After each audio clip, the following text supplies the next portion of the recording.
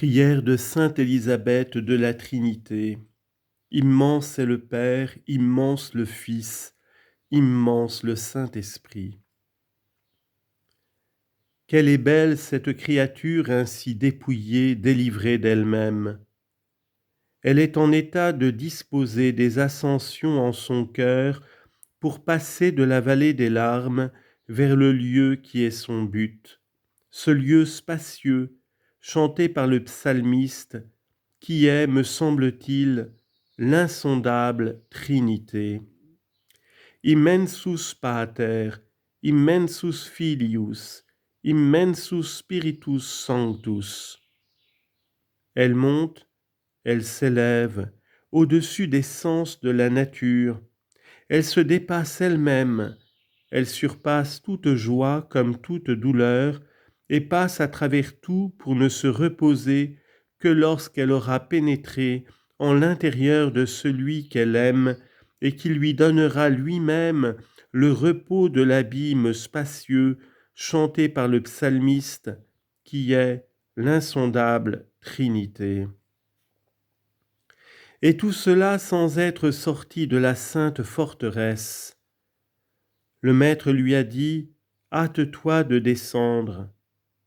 C'est encore sans sortir de là qu'elle vivra, à l'image de la Trinité immuable, en un éternel présent, l'adorant toujours à cause d'elle-même, et devenant par un regard toujours plus simple, plus unitif, la splendeur de sa gloire. Autrement dit, l'incessante louange de gloire de ses perfections adorables. Ainsi soit-il. Prière de sainte Élisabeth de la Trinité sur l'adoration pour vivre au sein de la tranquille Trinité. L'adoration. Ah, c'est un mot du ciel. On peut la définir, l'extase de l'amour.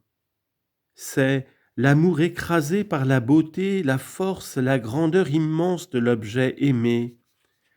Il tombe en une sorte de défaillance, dans un silence plein, profond, ce silence dont parlait David lorsqu'il s'écriait « Le silence est ta louange ». Oui, c'est la plus belle louange, puisque c'est celle qui se chante éternellement au sein de la tranquille Trinité. Et c'est aussi le « il faut que je loge chez toi ».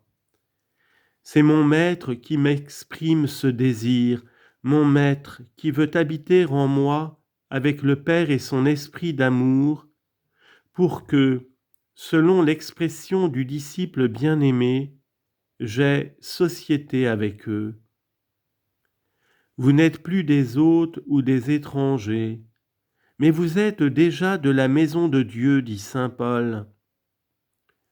Voici comment j'entends être de la maison de Dieu, c'est en vivant au sein de la tranquille Trinité, en mon abîme intérieur, en cette forteresse inexpugnable du saint recueillement dont parle saint Jean de la Croix.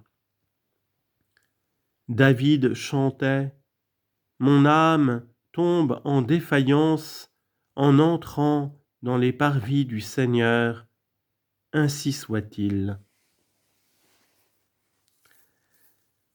Prière de sainte Élisabeth de la Trinité, voilà la maison paternelle d'où nous ne devons jamais sortir. Oui, je l'ai trouvé celui que mon âme aime. Cantique des Cantiques 3,14. C'est unique nécessaire, Luc 10, 42, que nul ne peut me ravir. Qu'il est bon, qu'il est beau, je voudrais être toute silencieuse, toute adorante, afin de pénétrer toujours plus en lui, et d'en être si pleine que je puisse le donner par la prière à ces pauvres âmes ignorantes du don de Dieu.